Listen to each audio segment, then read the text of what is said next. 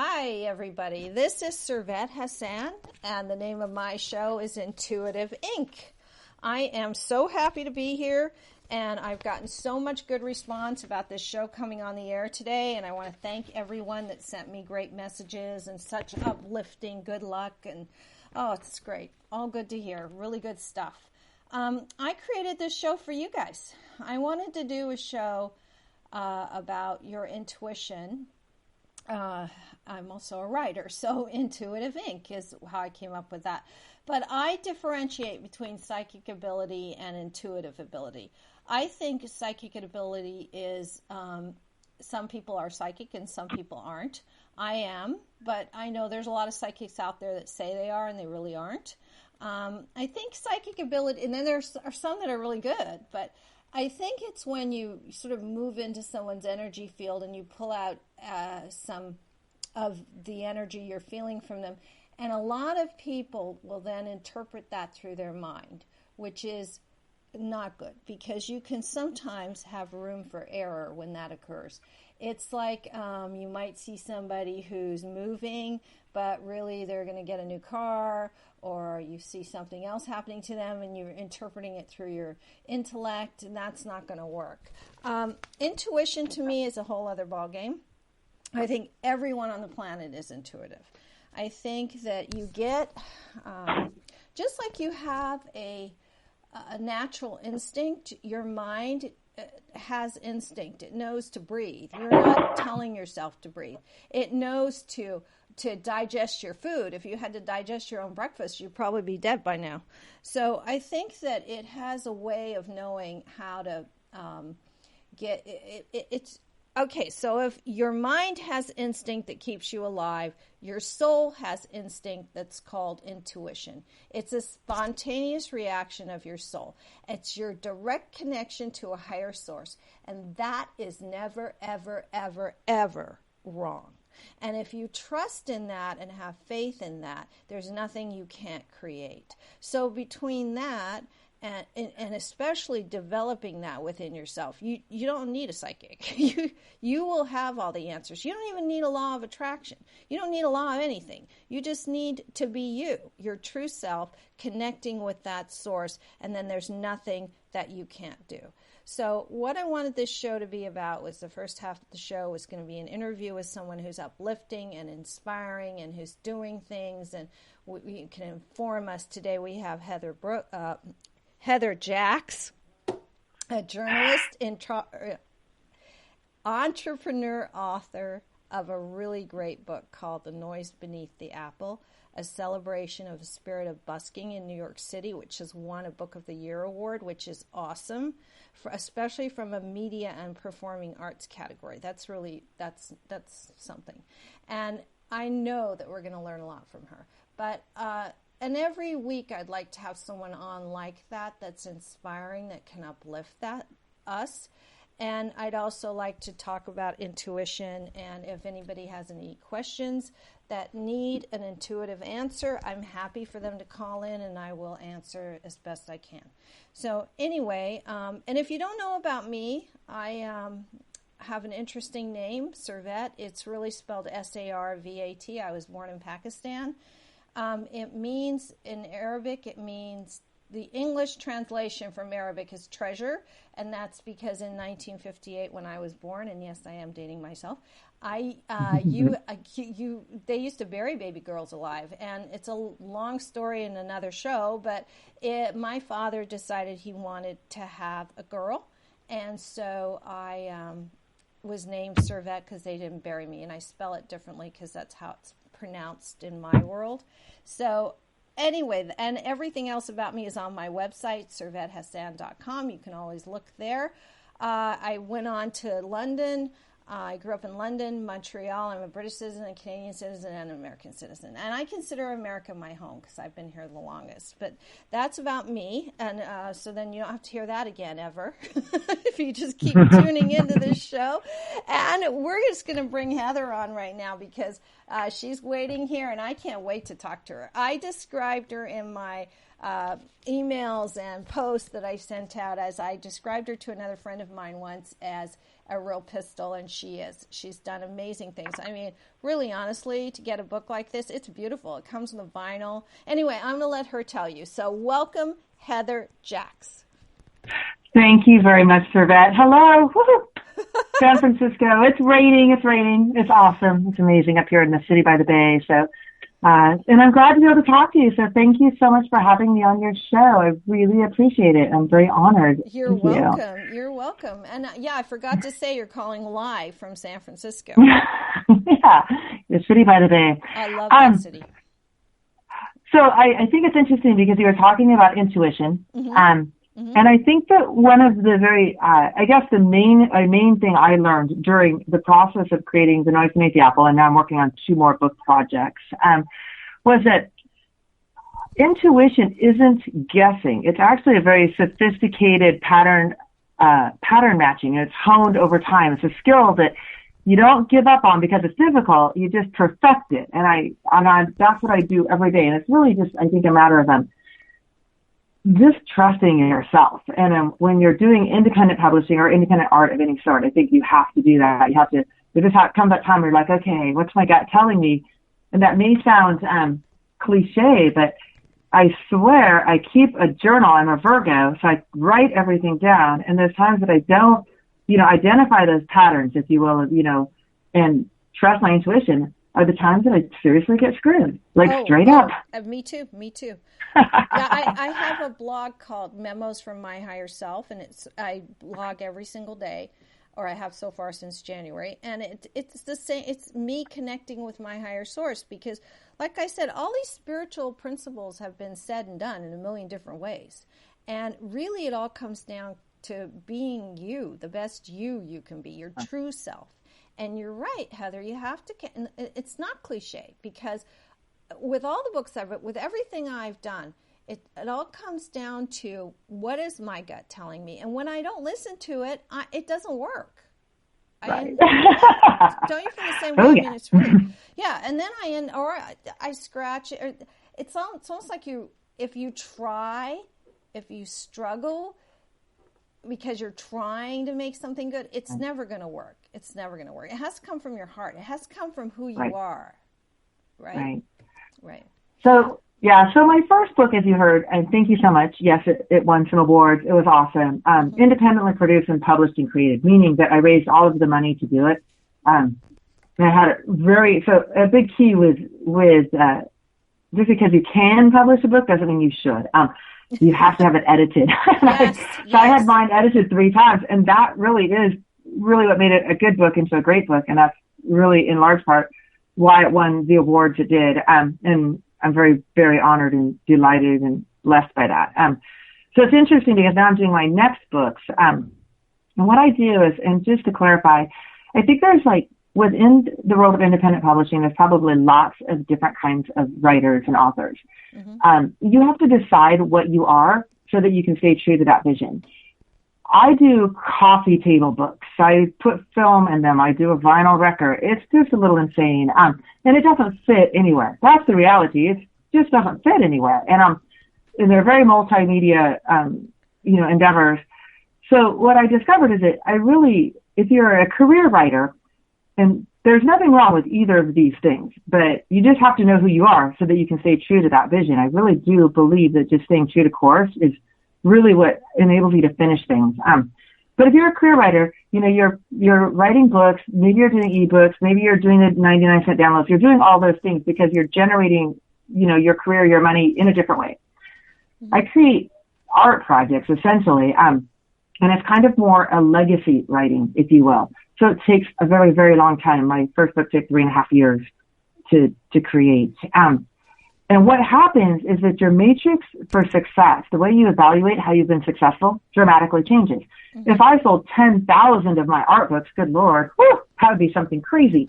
But if you sell 10,000 regular, books through other means, then it's a wholly different matrix of success. And that was something I really had to come to terms with, because the book is not an inexpensive price point. And now I'm recreating it, and I think it's interesting because I'm doing 2 books now. One is again about buskers, which are street performers. people who perform on street corners in exchange for money.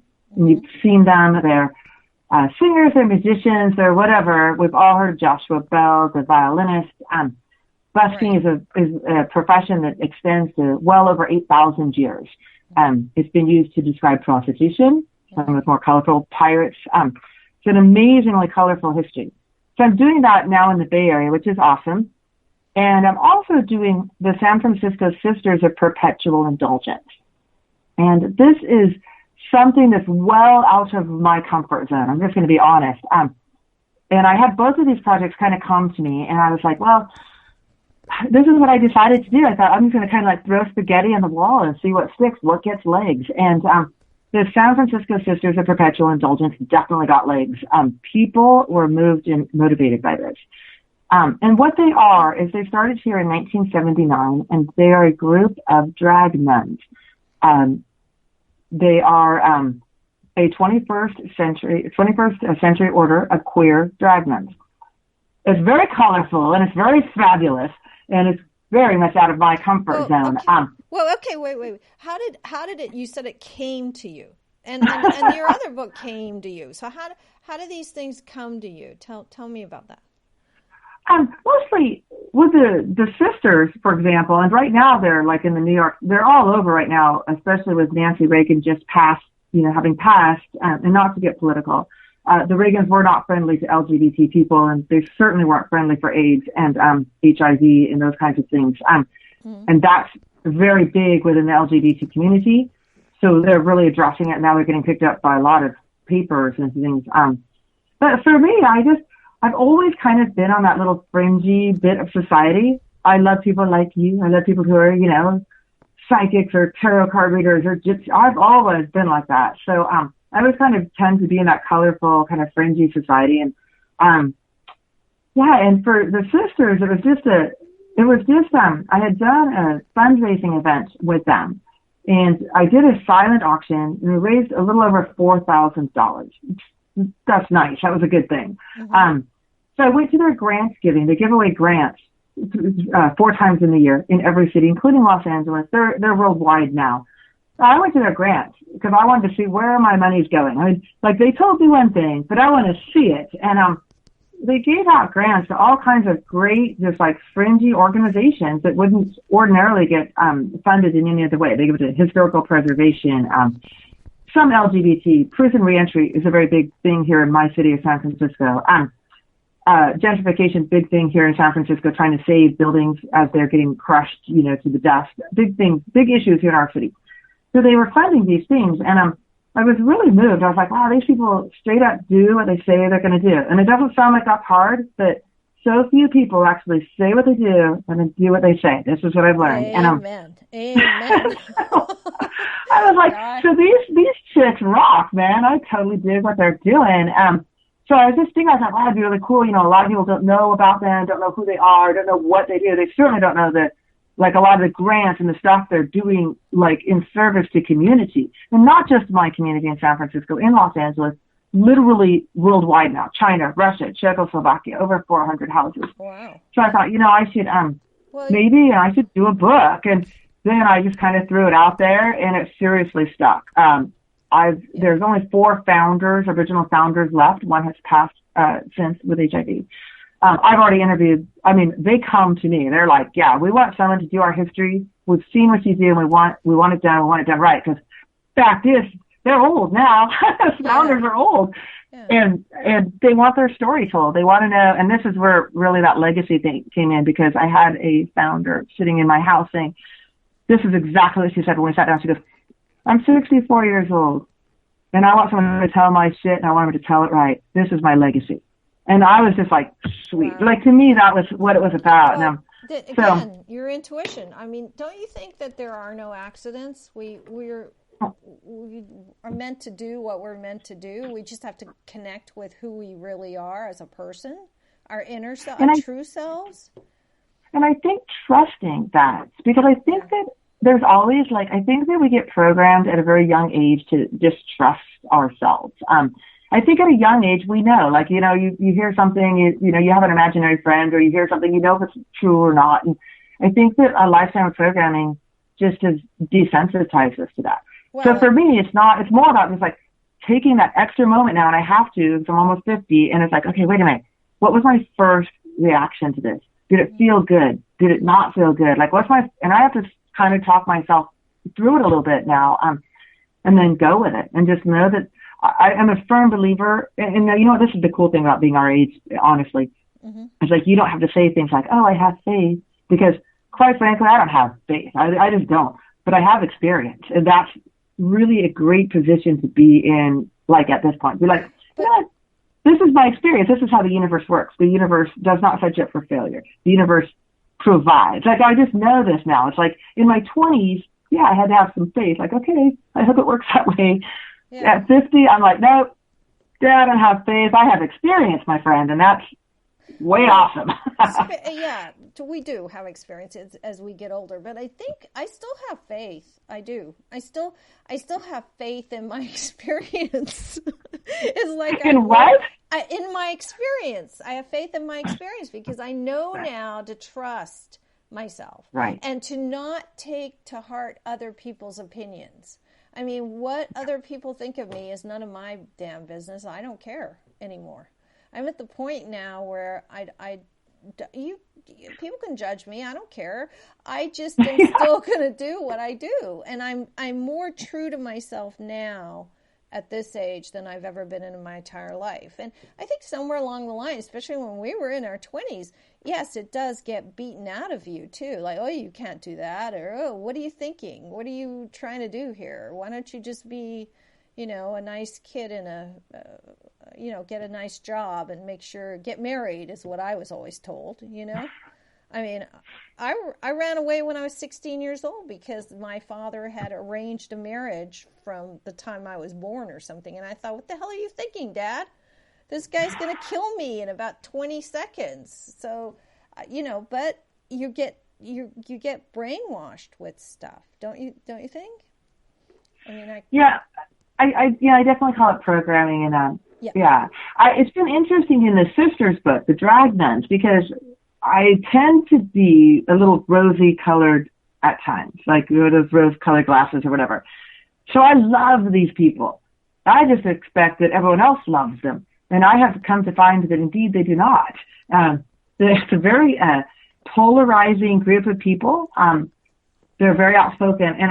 And some people just, I'm in a bubble in San Francisco. It is what it is. And I choose to live here. I love living here, but it's definitely that. It's definitely, not everyone loves the Sisters like I do. And it's always funny because the Sisters laugh at me when I tell them, like I went to a restaurant and was talking to somebody, clearly a gay man, who then, when he discovered I was writing about the Sisters, refused to give us any further service. And I was like, just blown away. And my friend Daniel was like, he was with me, and I said to him, I said, yeah, I guess you're not going to get any more coffee, this experience. Wow. And the Sisters just laughed at me. They're like, oh, yes. I just learned. It's like, so, well, what do you think? You definitely have to be. What do you think the biggest thing you've learned from them? The greatest thing you've learned from them? From them? Yeah. It's your new passion. You were guided intuitively. Well, that's what books are. I think you have to be, if I get a lot of people that are more interested in being a bestseller writer. Like, they're more interested in the music contract than they are in the music. Right. And it doesn't work, and then they wonder why they're not successful. You have to love what you do. You have to love to write. If if someone told me I couldn't write anymore, I think I would just, die. It would be like someone telling me I can't breathe.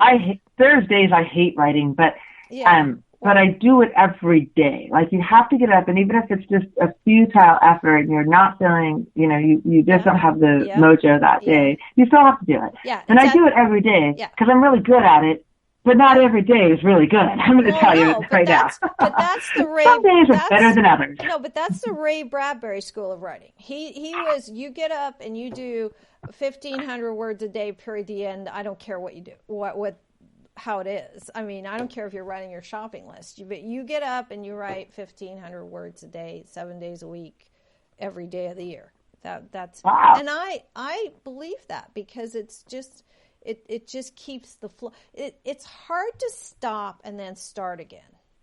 there's a certain amount of momentum that goes with it too. Do you know what I mean? It's like, have you experienced that? Because it's like, if I stop writing, then it's another week of just, if I stop writing for a day, it doesn't happen. But if I stop writing for a couple of weeks, then it takes another week for me to get back into that rhythm or something. You know what I mean? It's almost...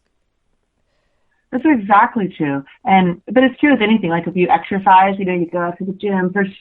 I used to sell gym memberships in Los Angeles. Oh, that was a thankless job. Let me tell you. Whew. I can imagine. But that's the thing. 6 weeks to get in shape, 2 weeks to fall out, and then you're at ground zero again, and that's tough. Right, and I also think your intuition is the same way. If you use it and you trust in it, and you listen to you, it's a muscle. It's almost like you have to, and it's exactly. Yeah, and it gets stronger the more you keep. And if you don't use it and don't trust in it, most people is like, well, I knew he was a dirt bag, but they went out with him anyway. You know what I mean? They even married the guy, some of them. And you're going, well, what were you thinking? It's like we have to learn to trust in that, and that takes some exercise. Trust in ourselves. Yeah, getting the sisters, but so the sisters are amazing. We're about midway through. I'm very excited. Here's the thing, though. To be frank, is this the next I thing? fully intended to do my busker book. I love music. Right, I love buskers. Right. This was my passion. It simply didn't. It just doesn't have legs. It doesn't catch. It didn't stick to the wall. And I'm still working on it, but it's super slow and tedious, and it doesn't have any momentum. And this sister's book did, but I agreed with myself. I was like, okay, I'm going to put a book out there to the universe, and whatever one comes back, I'm going to follow that. I just was like, I release that, and whatever comes back to me is what I'm going to do. And our sisters came back loud and proud. Well, I was like, okay. That's good, because sometimes people beat their heads against the wall trying to make something work, and that's the definition of insanity. If you keep doing what you're doing, it's not, and you expect different results, then, so my feeling is, too, that's the universe's way of saying do something else. And people don't want to listen to that because they think, well, that means I'm a failure. But there's no such thing as a failure. It could be that there's something grander and better right around the corner that you're not looking at, and you're missing out on it because you're stuck on this, Yeah. So you have to kind of trust and know that, if there is a God, and I really truly do believe there is one, I just don't think it's some anthropomorphic guy in the sky, but there's a force, an energy that I believe we're all connected to. I think that force is smarter than me. It keeps all those planets from falling. Well, I don't. I love how you determine what your next project is. So the sisters, and what took you to The Noise Beneath the Apple, though, in the first place? What brought you to that one? Was it just your love of the street musicians? Yeah, and so back to that sister thing, and that's the other piece. I don't think you can renegotiate. Once you make an agreement, if you will, with God, the universe, whatever, it's that's what I said. So I'm putting both of these out there. Whatever's supposed to come back, let it come back, and I'll do that, because I'm cool with either one. And that's, what I'm saying is, that the sisters very much came back. So it's not like you can be okay, let's try it again. This time, let me clarify the rules a little more for you. You have to roll with it. But no, I went to New York. I had, I think you probably know this, but I had never been to New York before. But for some weird reason, many people were saying to me, oh, you got to go to New York. You got to go to New York. And so I was like, well, okay. So it was just the craziest thing. I was just insane. It was incredible the way the whole thing came to pass. I had no intention, desire ever going to New York. New York was never on my mind, oh, you're going to go to New York. It was never something that crossed my mind, much like getting married. Never actually crossed my mind, ever. So anyway, but then I was on the bus with a psychic friend of mine who was we're sitting there, she's just random. She's oh, you're probably going to need to let your mom know you're going to be going to New York next month. And I'm okay, girl's on crack. I don't know what her deal is. That's not happening. And it straight up happened. It was crazy. I just was sitting in my room one night. I had toured with Marilyn Manson. You may or may not know that, Brian Warner. My son left home. nutshell. My son left home, empty nest syndrome, sad, depressed, sitting on the couch, bearing farts in the couch, eating bonbons. My friend Rachel came over, said, "You've got to knock this off." And so I had worked for Interscope Records previously, and so they put me on. They said, "You can go on this tour, get you out of your head being empty nested, and you can go on the European tour, or you can go on the United States tour." And I was like, "Well, I'll do the United States. I've never been anywhere in the United States, but I've been to Europe a lot, so I'll do the United States." So this is how I spent my empty nest year with Marilyn Manson in the deep, deep South, because apparently he too at that time was going through some midlife crisis. Wow, that sounds like a book. So we're playing Indian casinos. We're playing this place called the Sleepy Coach Inn. It was nuts. It was like you guys are topping up stadiums at this point of the game, and I'm like at the Sleepy Coach Inn. And basically, I was just a babysitter. Like, that's really what it was. I was like just a babysitter. Part of my job was to procure absinthe in various places. I didn't even know what absinthe was. I researched it. Like, okay, I can get this. So I did that for about 8 months, and it was really tiring and very exhausting. And when I got back to LA, I was like, this is really tiring. I'm really tired. Like, this was a lot more grueling than I expected. Right. I, for some reason, thought he would be embraced, and he was not. So I got home. I had some money. I did okay on that tour.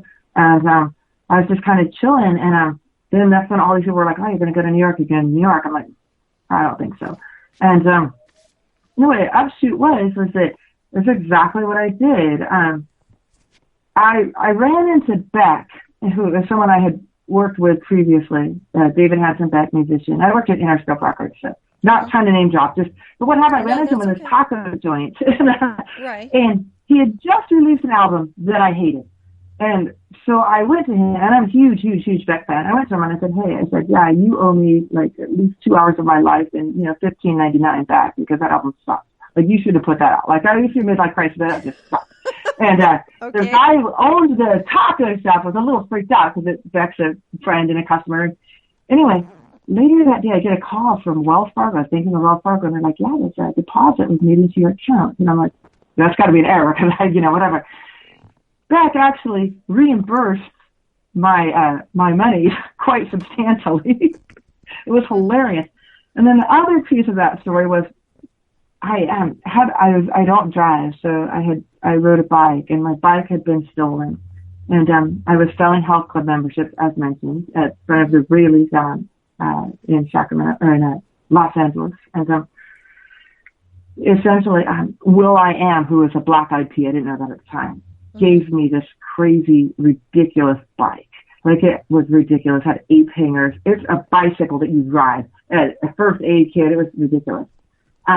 He also sponsored my yard sale to get me to New York. Okay, so this is how you got to New York. I had money, like quite a bit, to get to New York at that point. So yes, I went to New York. I'd never been. I went December 11th. Didn't realize it was going to be cold. It was very cold. I went there. Literally bought a one-way ticket. Sold everything. Bought a one-way ticket. Put an ad on Craigslist that I wanted to rent a place for $500 a month in New York. Most people would laugh at that, and now I would too. Well, but fortunately, this crazy lady answered my ad, and we've become very good friends. We're still extremely good friends. She just came out and visited. She works for Fashion Week, and so she had this really great apartment on 68th and Lex in a Doorband building on the 6th floor, and so I got to stay there for $500 a month. Wow! And it was just wonderful. I didn't have to work. I didn't really have to do anything because, I had patrons basically. And I fell in love. The first place I went was Strawberry Fields, where the John Lennon Memorial was imagined, and the Strawberry Fields was right after that. And I saw these street performers. I was like, this is crazy great. Like, this is off the hook. These people are amazingly talented. And they're out here in the, 10 degree below weather, and they're doing their thing. And I was really mesmerized. So I thought, well, I'm going to just write some articles about it. At the time, I had some connections to freelance writing to some of the music journals. So I started writing little profiles. They dug it. Then somebody said, "Oh, you should do a book." And I thought, maybe I should. And so I did. And then that's how it came. That's history. Like, that's how it came. That's history. Amazing. Yeah. The rest is history. Well, it's awesome. It was a lot. I had to raise $25,000 to do that project. And I did that online and also through private investors and also just getting out on the streets and beating the streets of New York. Well, yeah, that's what we were going to, yeah, you did this all yourself. It was 100% funded by you, right? No publisher. Yep, $25,000. That's a lot. That's a lot. That's a lot. Good job. Do you want to tell them what comes with the book, too, before we wrap up here? Perfect, yeah. So it's really cool. We did an 11-track vinyl record, and we did vinyl. And it's 11 tracks of original music from New York City street performers. It was mastered by Reuben Cohen. So Reuben Cohen is an Academy and Oscar. He won the Academy Award for Slumdog Millionaire. He recently did Frozen. So anyway, the record sounds brilliant, and it's mastered old school style. Super great. We also did a short film. At the end of the project, I took the 30 musicians into a recording studio, and we recorded New York State of Mind, the Billy Joel song. It's amazing. Cool. We did a video. We donated 100% to charity for that. And then, of course, the 200-page 12 by 12 book. Mm-hmm.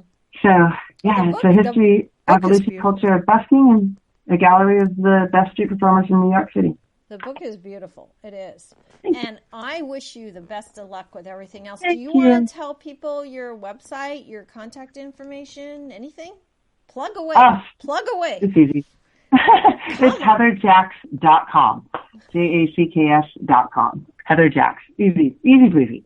That's cool. I love it. I love what you're doing. And I love that you're a great artist. And stay in touch with your be true to you, you know? Yeah. I mean, that's what this is all about, because really when we connect with who we really are and know that we're all really divine beings in disguise and we're all special, you know, no one's more special than anybody else. We're just all special. And go out there and do our thing, we can't help but succeed. I mean, it just follows us then. You know, it chases us. Thank you so much for having me. I really appreciate it. Thank you. I'm so glad you were on. Thank you, Heather. Thank you. Good luck. Bye. Cheers. Okay, everybody. I'm still on the line here. So that was an interesting conversation. And we talked some about intuition, but a lot about Heather's book. I'm hoping that you want to call in and talk to me. 949-313-8880. I want to take callers who want to have an intuitive question or anything that they want to add to the conversation I just had, or if they have questions about writing, any of that kind of stuff. So please call in. It's 949-313-8880 is the studio line. I should have said that when Heather was on the line. I wasn't sure if she wanted callers in on that. I'll work out the tweaks in the show as we go, but I forgot to give the number out, so they probably couldn't have called in even if they wanted to. But again, it's 949-313-8880. And like I said, I'll answer anybody's questions about intuition, or if they just have a question about their own life and you have a question that you want answered that you're not sure about, I will certainly help you with that. So go ahead and call me if you want to. And in the meantime, I want to talk about if you're in Southern California, I'm doing some workshops. One at Awakenings on March 20th. It's Sunday, 10:30 to 12:30, 10:30 a.m. to 12:30 p.m., called Spring into Action. That's about, you know, we can't really get anywhere unless we make a move, and sometimes we don't know if it's the right move or the wrong move. So this is about trusting again in your intuition to tell you which way to go next, because oftentimes we think we know and we second guess ourselves, and then we don't end up doing anything, or we end up doing the wrong thing that we think we're supposed to do, or that we think other people think we're supposed to do, or something along those lines.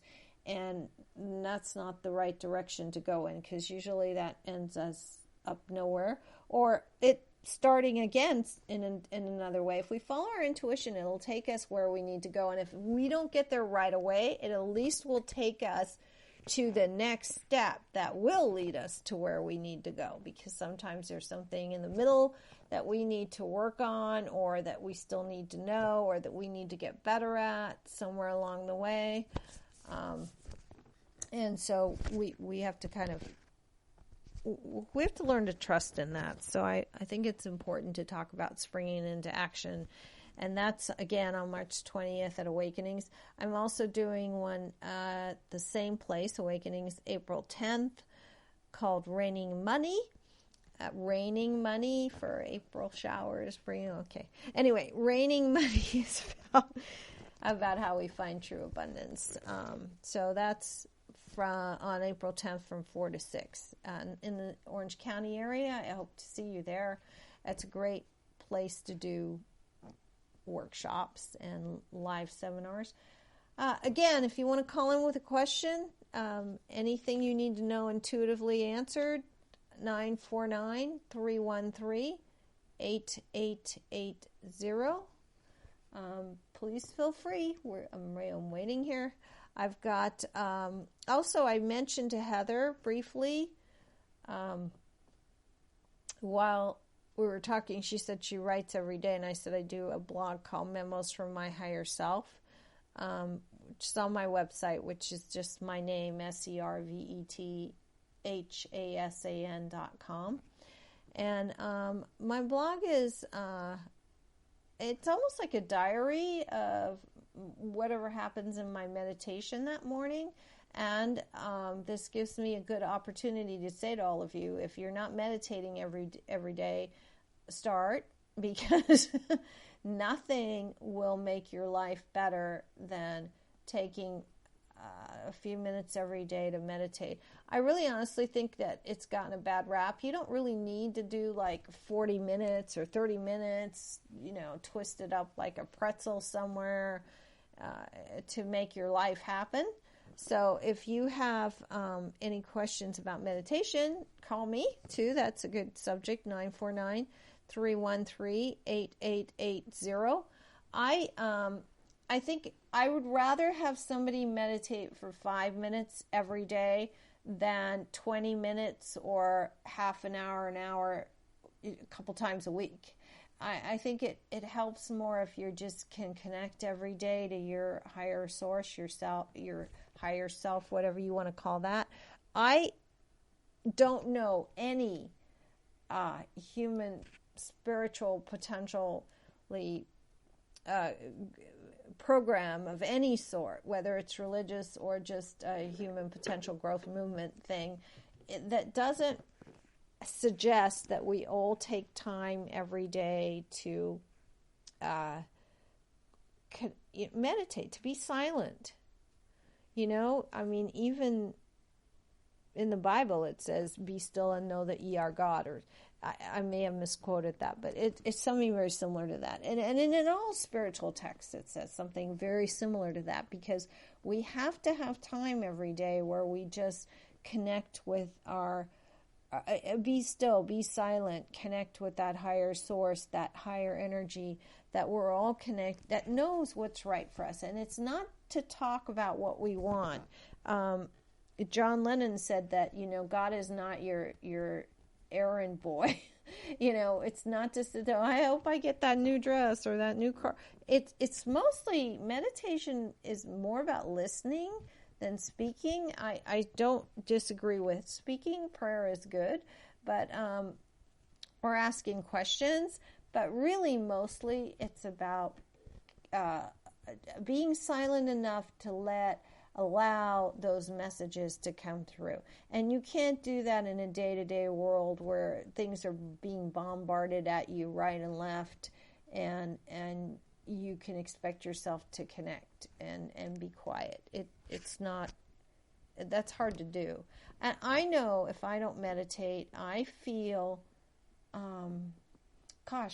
I don't meditate, I haven't not meditated in a long time, but if I miss it, I would be a wreck by noon. I would probably be bumping into walls and hurting people. I'm not right. I don't get out. I get out of bed knowing that I'm connected and I'm on track and I'm listening to that higher source that's telling me where to go and what to do, because if I run my life, I know I'm going to mess it up, which I have done. So I really stay in connection with that. Like I said, you do not need to spend a lot of time. I mean, 15 minutes is good. 5 minutes, if that's all you've got, is better than nothing. But I mean, I have a client who wouldn't, who just couldn't wrap their head around. He's a very, very successful businessman. He started a Fortune 500 company. He just said, I don't care if I don't have to, sit in a weird position, but 5 minutes, and I'm just not going to do it. And I said, just make a connection somehow, whatever works for you. And he said one day, I figured it out. And I said, well, what are you doing? And he said, I wake up in the morning, and before I get out of bed, I just say, God, here I am. I'm yours. Take me. Whatever you want, I'm just going to go wherever you need me. You're in charge. Take me. I'm yours. And that's it. And that worked for him. And it's not real meditation, but it was his way of making that connection to a higher source so that he could not. It's just, if you plant that seed in you in the beginning of the day, then you're not on your own. And then on top of that, that somebody else is guiding you and helping you, whatever that energy is out there. And his life changed drastically. And the most important part about that is he was so much less stressed just by saying that every day. No heart attack in the future there. So I think meditation is really important. It keeps us centered, grounded. It helps us to have trust and faith in the intuitive impulses that are coming through, so that we don't second guess a lot of things that we know are right and that can help us. Anyway, I think meditation is really important. Again, as I said, if you have any questions, 949-313-8880. I hope you're all listening, and if you tune in again next week. The other thing I wanted to say is that this show is for you guys. I wanted to this is the first one. So I wanted to really hear back. If you have any comments, suggestions, possible guests. I mean, I don't really know what the guests are going to be like till they get on the show. So, I mean, I'm open to any and all of that. I'd love to hear from you either on Facebook or on email. It's Servet, SERVETHASAN at yahoo.com. Please, this is going to evolve like everything else in life. So I'd like to hear from you if you have any comments or questions or any suggestions of any kind. It's going to go places here. We're not going to just stick in one place. So I talked about meditation. I did want to talk about the difference between your psychic ability and intuition. A little background on my name earlier. I've written 3 books. I've written 4 books. The first one I did myself was How to Read Any Man's Mind. I self-published that. But speaking of intuition, that's a great story because I had written that book, How to Read Any Man's Mind, because when my daughter was in junior high school, I used to give free seminars, or they weren't really seminars. They were talks for the kids at the junior high school middle school she was at. And I was just telling, the book, How to Read Any Man's Mind, is really about how to tell if someone's lying to you, what their body language is saying, how to know if they're deceptive, what you should do if they are, that kind of thing. And so one of the teachers at my daughter's school had read it and suggested that I come and talk to the young girls. And then some of the young boys came too. So I would just do talks on how to protect yourself, and they were free, and then more and more the kids were coming, and then other schools were asking me to do it, and they were all loving it to know if someone was into you or not into you or lying to you, or they were learning a lot. And I was also getting another really important message out there, which is don't walk through dark alleys, and don't scream help, because that doesn't do any good. Scream 911 if you're in trouble. And then they were getting a lot out of this. So, and they kept saying, where's your book? Where's your book? Where's your book? And I said, well, there wasn't a book. So that's how I self-published that book. And then I was doing talks around New Age shows, because the book, I had to promote it myself, and I also started a soap company, which is another show that I need to do some other time. But anyway, I was doing talks at these New Age venues, and talking about how to read any man's mind, and this is how the universe works, because I was doing one in San Francisco, speaking of San Francisco, and there was 45, 50 people there, maybe more. The room was full, but anyway, at the end of the show, a woman came up to me and said, hey, we'd like to take on that book. And it was the acquisitions editor from Llewellyn Worldwide Publishing. And I thought, geez, if they only knew how many submissions I had made to them and got turned down. And in fact, I did tell her a while later, I said, I used to, but they're one of the few publishers that take unsolicited manuscripts, that take manuscripts from people who don't have agents, and they're inundated with them. And most of the time, they rarely get around to them. So that's how the universe works, because all of a sudden, she wanted to rework it to, include intuition and spirituality, because that's what Llewellyn is all about. And so the book would have to be redone. In the end, it was very much almost a new book. But it started out as How to Read Any Man's Mind, and it turned out to be my first book, which is Tune Him In, Turn Him On. And like I said, it's not anything like How to Read Any Man's Mind, but it did turn out to be different. But it's using your intuition to find and keep the man of your dreams is the subtitle. And then after I did that book on how to find and keep the man of your dreams, I decided I should write a book about what you do when you get him. So I wrote also for them, Llewellyn, The Intuitive Heart of Romance, Finding Your Own Path to Lasting Love.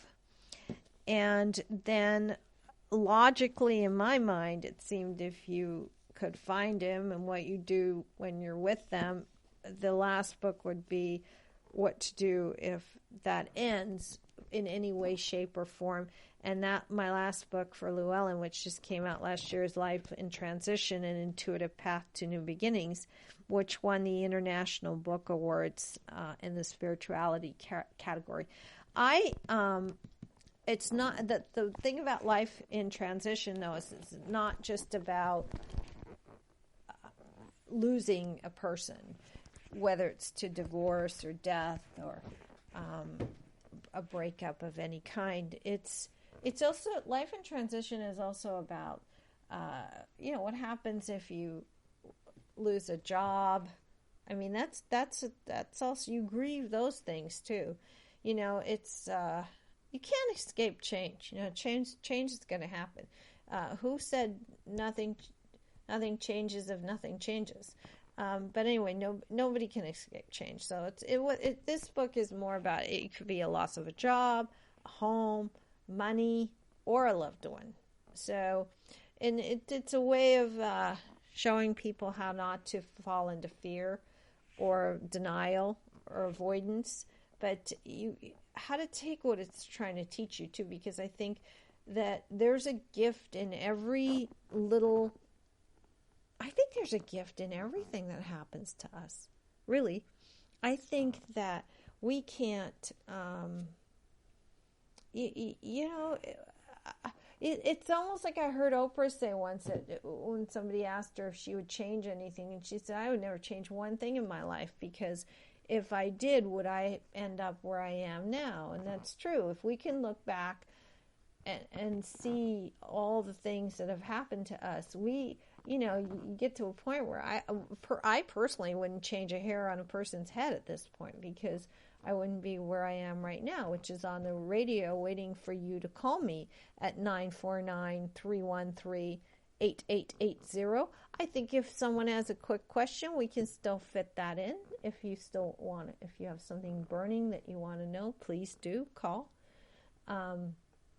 Anyway, I think that we all have, to me, the definition of wisdom is the ability to be able to look back at whatever has happened to us, learn the lesson from it, and then no longer allow it to affect us, whatever happened, to affect our happiness, our joy.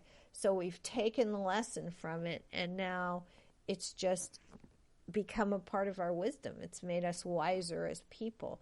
And yet we're not psychologically hanging on to the point where it's damaging us anymore. We've just moved past it, moved above it, moved beyond it.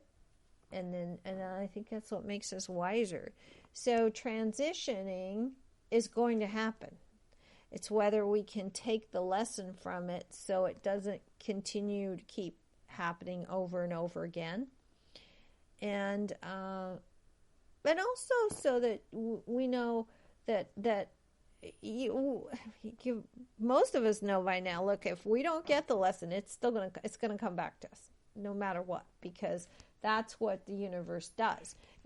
Unfortunately, what also the universe does is if we don't get the lesson, we get it back a little bit harder the next time.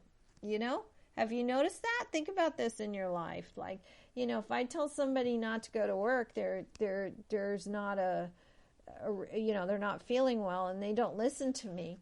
Suddenly, and they still go, then they keep doing it. They sprain their ankle. And now the universe is saying, stay home. And they're still not listening and they're still not staying home. And then they go to work the next day and they get in a car accident. Maybe not a bad accident, but it's worse than a sprained ankle. Now they have to stay home. So, I think if we don't listen to the universe, it finds a way to give us what we're about. Like, a lot of people know they're going to get fired long before they get fired. They know that things are moving. We have that sixth sense that we're not always tuning into. We're just denying it. So I think it's important that we listen to that. And transitioning is going to be a part of everybody's life, no matter what, So does anybody have a question about that? 949-313-8880. I think this is a good first show. I'm going to have some interesting guests on as we go. I have a shaman lined up, and I have a songwriter, a lyric writer, as guests, and they'll be varied and different. I'll try to make it interesting, and again, if anybody has any suggestions about that, I am totally open, or if you want to be on the show, let me know. I think that I want to keep it upbeat and positive and something that will enrich people's lives and not just the same old. So again, to me, it's all about connecting with who you really are and trusting in yourself to that point, because I think so many of us lose our way because we think we need to be what somebody else told us we did, or somebody else thinks we should do, or, we get programmed, as Heather said earlier, we get programmed into not knowing, forgetting who we are, and then taking on everybody else's stuff. And again, it's everybody else's stuff. It's not even our own stuff anymore. And then we can't unprogram ourselves. And I will have a guest on soon about the easiest way to unprogram our programming. So we'll be talking about that in the future. It's getting a little late for anyone to call in now, but hopefully we'll have people calling in with questions that need to be answered, that we can, I'll do like a little mini reading, kind of, if you want to call it that. If someone has a quick question, I'll certainly take it on the phone while we're on the line. I'm looking forward to that. Actually, I like to have people calling in with different opinions or a voice about what somebody else has said, or just a question about meditation or something else we were talking about earlier. That'd be a lot of fun. And like I said, I'll try to keep the guests varied, and certainly want to get some men on the show. Always need a man. That'd be fun too. I think that'll be good. We're getting there. I think it'll be a nice, interesting, varied crowd of people that'll come in and go out. And I think once people start calling in, it'll be a lot more fun too. Anyway, we're winding up here. We just have a few more minutes left. So again, there's some workshops you can find on my website.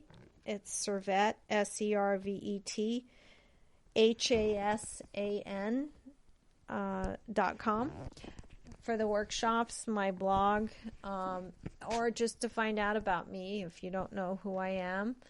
I also do private sessions. I call them spiritual counseling. I like for everything I do, including this show. I would like people to call me or come to me, whatever it is. When they leave, it's my goal that they leave as better people, different people. Because I know I've been to like a gazillion million things, like seminars and webinars, and listened to tapes and CDs and videos, and and you're all, yeah, I can do that, I can do that, I can change, I can do that, I can be that, I can whatever. And then you go home and nothing happens. And a week later, you're still the same person, and a month later, and a year later, and 2 years. Nothing has changed. You got really into it, but something was missing that didn't change you as a person.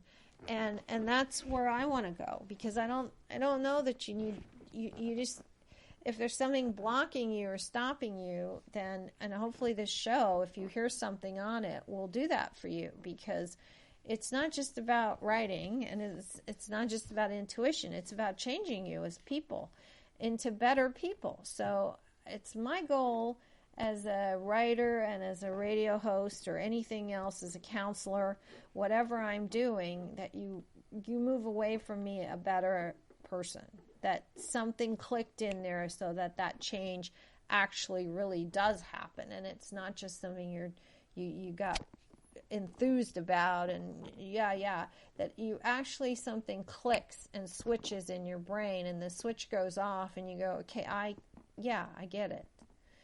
That's what I want for people. And it's not an aha moment. It's more of you connecting with yourself moment, because really the answers are all inside of you to start with. We don't need the spiritual consumerism that's going on out there. We don't need to buy another book and another tape and another DVD and hear the same spiritual principles regurgitated in a million different ways, so that whoever's doing it can make a buck, when really all these principles have been around forever, and they're kind of easy. We really easier than we think they are. And it's about connecting with ourselves and trusting with ourselves, and knowing that. And that's my goal, no matter what I do with anything. So I'm onward and upward with that. I think, again, I like to hear from anybody and everybody that wants to say anything and has anything to add to what I've been talking about. I'm going to be signing off here in a minute, but I do want to say, if you want to hang in here and hang out on this same station, clearsourceradio.com here, you've got Ronald Reeder, the medium, who's excellent. What a great guy. He's on next with his show, and again, his name is Ronald Reeder. He's a medium, and today he's got a really great guest on, internationally known Pamela 9, like the number 9, Pamela 9. She's awesome. It's his guest today. He's got a great show, and then I think he takes calls as well, where you can call in and he'll touch base with your loved ones. He's an awesome guy. It's a great show. I hope you stay tuned for that. And I hope you come back.